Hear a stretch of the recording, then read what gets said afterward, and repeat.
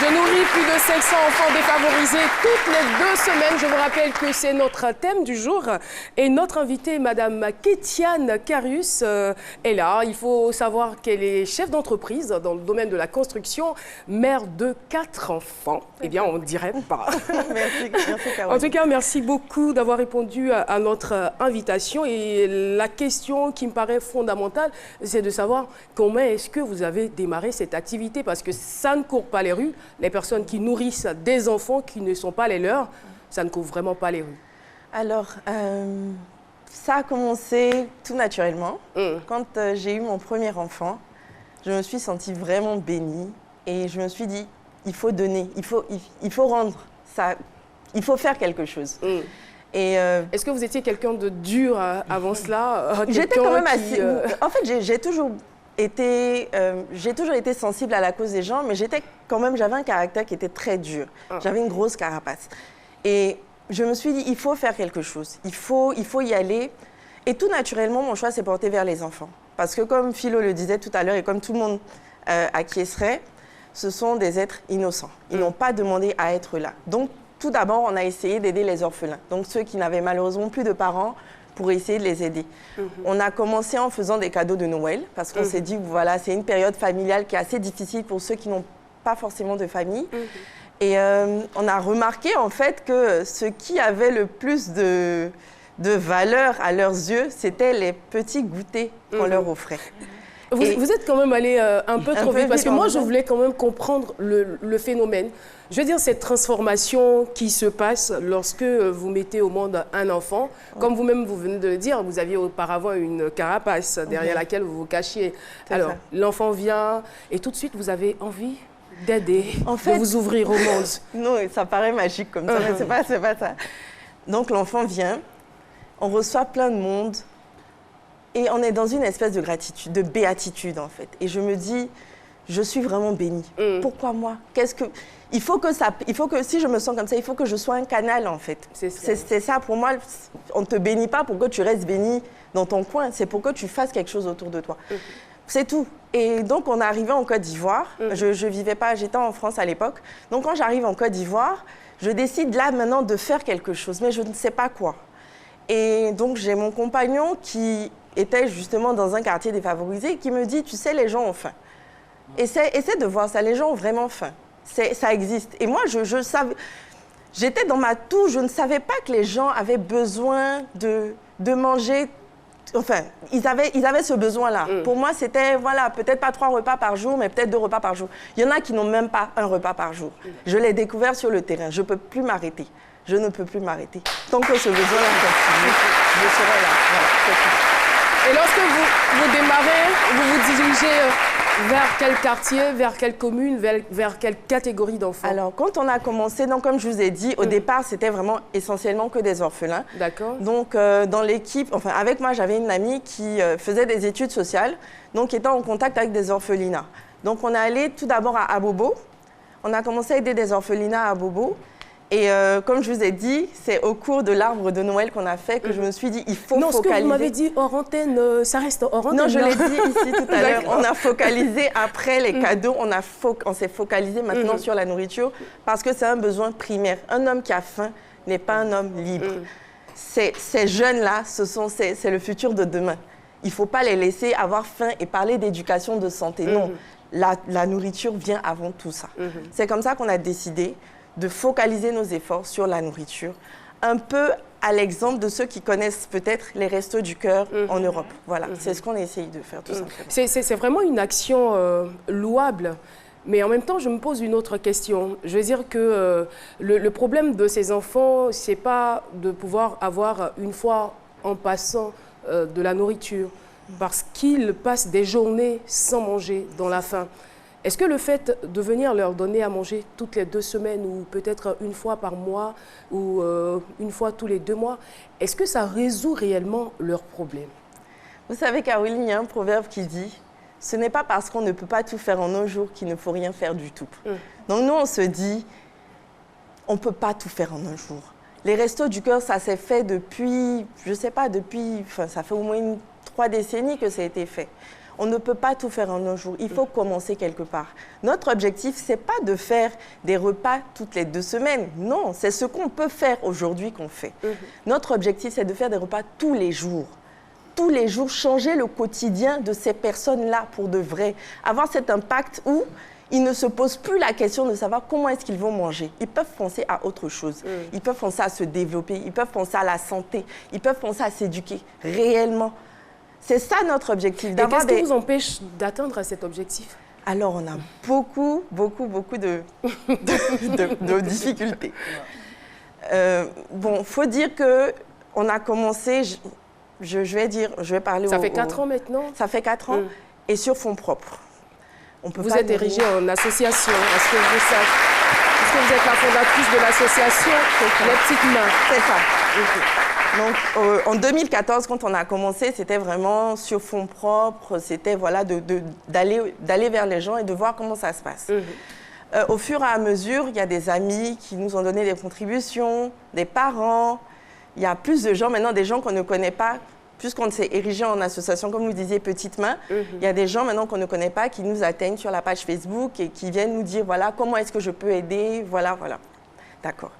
Donc, on s'est dit, il faut commencer quelque part. Et on a commencé comme ça. Notre objectif, c'est d'avoir des camions, des points de chute dans tous les quartiers de la ville d'Abidjan, dans tous les quartiers des villes de Côte d'Ivoire, où les gens peuvent venir et dire, voilà, j'ai faim, donnez-moi une barquette. C'est notre objectif.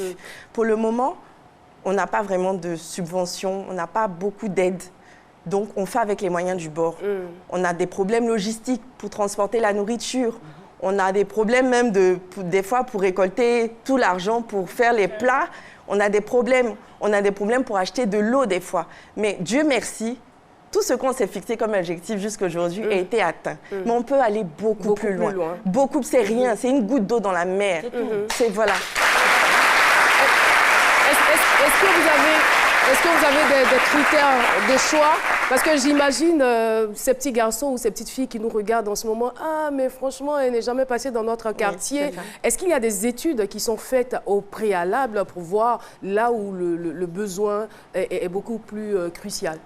Alors, on a dans l'équipe une personne qui est très, très dynamique et que j'aimerais saluer, qui s'appelle Marie-Paul. Marie-Paul Adjé? Non, Marie-Paul Tailly, qui est quelqu'un de très dynamique et qui, elle, sillonne tous les quartiers d'Abidjan. C'est une spécialiste en faim. C'est une spécialiste en faim. C'est ça, c'est exactement ça. Voilà, elle, pour le coup, c'est un vrai ange. Elle a un très grand cœur. Elle parcourt tous les quartiers d'Abidjan. Elle va dénicher les coins les plus précaires. Elle va rencontrer les responsables de ces centres d'accueil-là, le responsable de quartier, pour pouvoir rassembler les enfants, pour que nous, on puisse faciliter, avoir une distribution plus facile. Et c'est comme ça, c'est juste, elle se déplace, elle recense tous les centres, et un par un, on rencontre les responsables, on voit le nombre d'enfants qu'ils ont autour d'eux, qu'ils peuvent réunir, et puis on prépare, on va leur faire la distribution. C'est aussi simple que ça. D'accord. Myliane? Vraiment, déjà, je voulais vous encourager. C'est bien de penser... Je l'ai déjà fait. Non, mais après... C'est bien de penser à ces aides-là. Et moi, ce que j'aimerais savoir, est-ce que vous avez un planning de visite? Parce que, je veux dire, d'aucuns pourraient dire, est-ce limité seulement à Bobo? Ou bien, est-ce limité seulement à Yopougon? Elle n'est peut-être pas arrivée chez nous, alors qu'on sait que dans tous les quartiers de la Côte d'Ivoire... Même Coco dit rien qu'on fait. Exactement. Non, c'est très juste, c'est très juste. En fait, au départ, donc, on était à Bobo. Et donc, progressivement, on s'est dirigé vers d'autres quartiers parce qu'effectivement, on a remarqué que la faim sévissait dans plusieurs quartiers, même à Cocody, dans la commune bourgeoise, entre guillemets. Et donc, petit à petit, on a fait Abobo, on a fait Cocody, on a fait Koumassi, on a fait Yopougon, on va faire Treichville, on va aller à Beaunois. C'est l'objectif, c'est de quadriller la ville donc principale où on est, parce qu'effectivement, c'est plus facile de gérer ici, et ensuite d'aller à l'intérieur du pays. Donc, on va pas, notre objectif, c'est vraiment pas de rester là où à 500 enfants. Cette année, on s'est fixé un objectif de 10 000 personnes nourries. Aujourd'hui, à la fin de la semaine, on sera à 4 000 personnes. Mais 10 000 personnes, ce n'est rien. C'est juste pour montrer que c'est possible de le faire. C'est possible de le faire. Et on a remarqué qu'il y a plein de gens qui ont envie d'aider, mais qui ne savent pas comment aider, qui ne savent pas où aider, qui ne savent pas quoi faire. Et ces personnes-là, aujourd'hui, on peut leur dire c'est possible d'aider par nous. Nous, en s'érigeant l'association, c'est possible de venir vers nous et de nous aider. On a ces besoins-là et on est sur le terrain. Nous, on touche à la faim. On voit ces enfants-là qui ont faim. On voit aujourd'hui, quand tu passes dans des quartiers, il y a des enfants qui ont des signes de malnutrition. C'est réel. On peut aider, on peut faire quelque chose. On peut ne pas rester chez soi, être offusqué par la faim. Aujourd'hui, on peut faire quelque chose. Et est-ce que vous avez l'impression qu'il y a quelque chose qui change véritablement dans la vie de ces enfants-là après vos différents passages? Oui.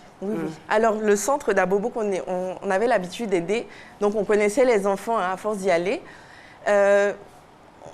Les enfants étaient contents de venir, donc de nous dire merci d'abord, mais de venir nous montrer leurs notes, par exemple. De venir dire, voilà. Parce que ces enfants-là, ce qu'on a... Vous pensez que c'est une source aussi de motivation? Oui, j'en suis certaine. J'en suis certaine. Quand on leur dit qu'on arrive, ils sont contents, ils viennent nous montrer leurs notes. Regarde Tata ce que j'ai fait, regarde ce que j'ai réussi à faire, regarde j'ai eu quelle note, regarde je veux un cadeau, oui, je veux aussi les biscuits, oui. Bon, ce sont des enfants, mais on voit qu'ils sont vraiment contents de nous voir, ils ont les yeux qui brillent, il y a quelque chose qui change à l'intérieur d'eux, pour de vrai. Alors moi, je veux savoir... C'est déjà bien ce que vous faites. Moi, je veux savoir, au-delà des enfants en association, parce que j'estime que les enfants déjà dans les centres et tout, ils ont une certaine assistance. Est-ce que vous touchez également les enfants dans la rue, en bas des ponts, qui n'ont pas de famille et tout, qui ne savent même pas où aller? Est-ce que vous les touchez également? Oui, alors ce qu'on fait, on fait donc des distributions dans des centres, dans des quartiers, devant des mosquées, devant les églises et dans la rue. Donc, des fois, on pose le camion, la bâchée quelque part, et puis on distribue aux enfants. Mais comment vous savez que ces enfants l'ont fait? Parce que je connais les enfants, souvent ils sont rassasiés, mais ils veulent jouer à la nourriture. Non, Philo, ça se voit. Un enfant qui a faim, quelqu'un même qui a faim, ça se voit. Quels sont les signes? C'est quoi? Quelqu'un qui a faim. Moi, par exemple, j'ai faim ou j'ai pas faim? Un peu faim, non? Un peu faim. Ah ouais, c'est juste pas. Matin, là, il n'y a pas...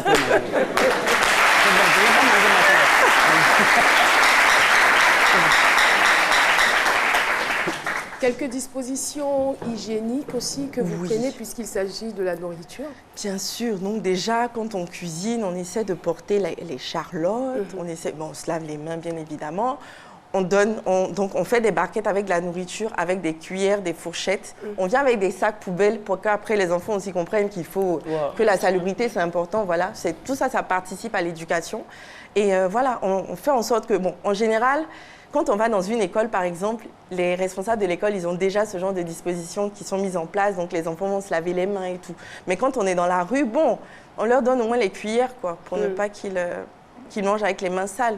C'est tout ce qu'on fait. On fait des choses graduellement. Avez-vous des ambitions politiques, madame? Alors là, merci pour la question. Mais pas parce que c'est ça aujourd'hui, parce que dès que vous commenciez à poser des actes sociaux, on se dit, mais attends, il y a quelque chose. Est-ce qu'elle ne vise pas un poste? Est-ce qu'elle n'a pas des ambitions politiques, là? Non. Alors là, pas du tout. Moi, je suis chef d'entreprise, je suis dans le privé, je suis bien dans le privé. Il y a des gens qui m'ont déjà approché justement avec ce genre de questions-là, mais pas du tout. Moi, je suis pro Côte d'Ivoire, je suis pro être humain, pro enfant.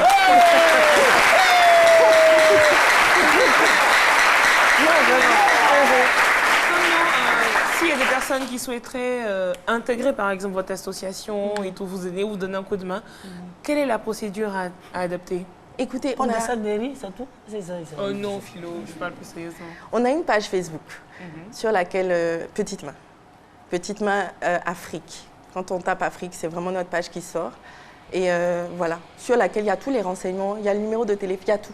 Il y a tous les renseignements. On est ouvert 24 heures sur 24. Okay. Vous pouvez nous joindre.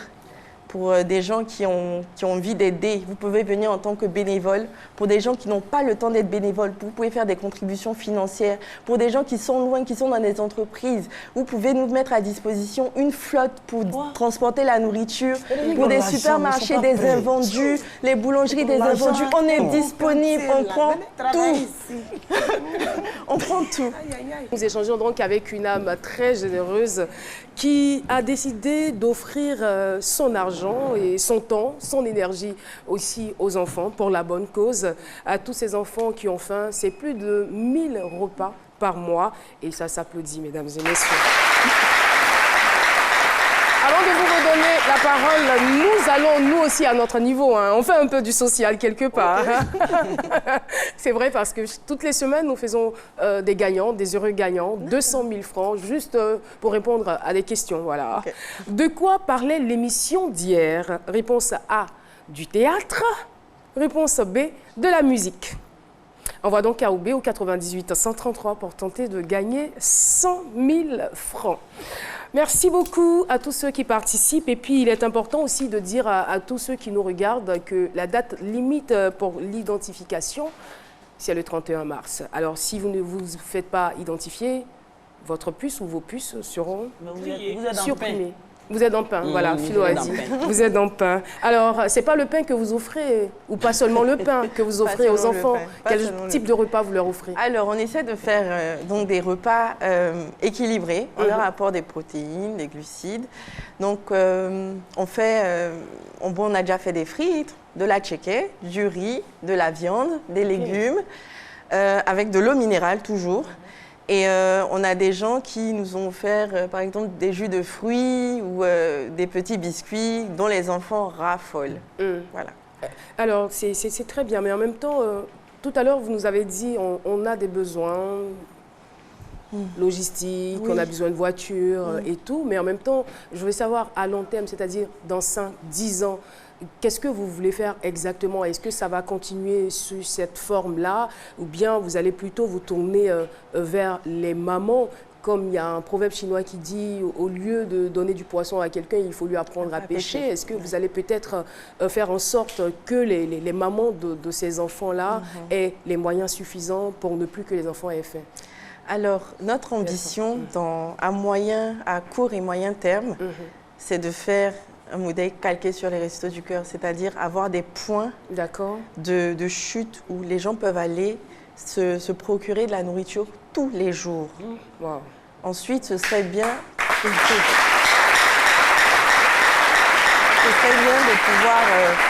de pouvoir... Ils peuvent venir se procurer de la nourriture tous les jours et on pourrait aussi développer toujours calqué sur le modèle des Restos du Cœur, des petits points d'achat où ils peuvent avoir des vivres, mais à des coûts très, très, très bas. Voilà, c'est juste du social. Ensuite, effectivement, on a pensé à faire quelque chose dans l'éducation, dans la formation, mais on ne peut pas attaquer tous les chantiers en même temps. Déjà, ce chantier de la faim, là, il faut qu'on la combatte ensemble. Voilà, tout simplement. Merci beaucoup.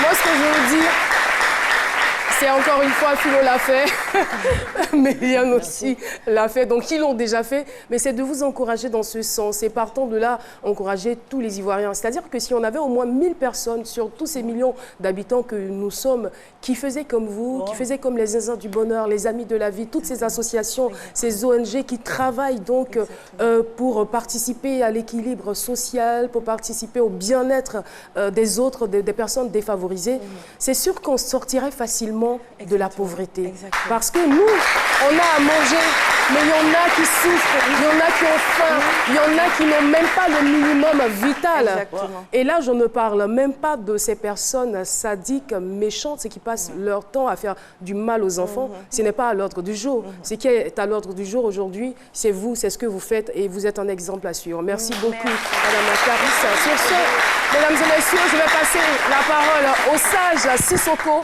qui est avec nous. C'est parti.